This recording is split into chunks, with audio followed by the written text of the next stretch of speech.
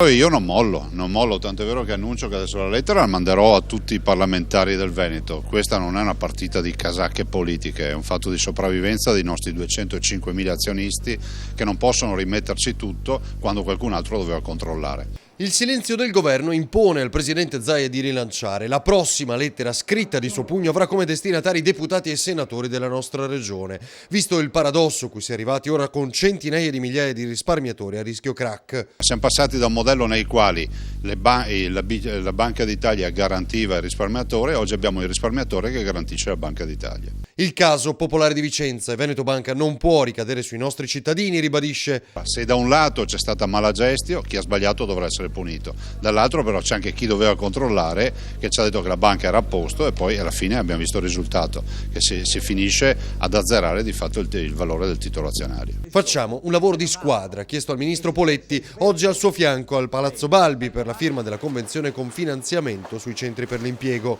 Questa è una tematica che è al centro delle nostre attenzioni e che presideremo, poi naturalmente concretamente questa è una competenza del Ministero dell'Economia. La transizione in corso nel sistema creditizio non deve creare problemi alle imprese, dice il responsabile welfare. Intanto sul fronte lavoro la collaborazione con il Veneto ha il nuovo orizzonte di 2 anni. È un grosso passo in avanti, 39 centri per l'impiego, 450 dipendenti, ma anche la volontà di continuare ad essere riferimento per i veneti che cercano lavoro. In questo momento sono 145.000. Un impegno della Regione di 5 milioni e mezzo a fronte di un impegno governativo di 11 milioni.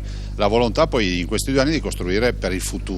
E noi siamo convinti del fatto che servizi all'impiego, formazione e lavoro siano assolutamente 3 cose da mettere assieme.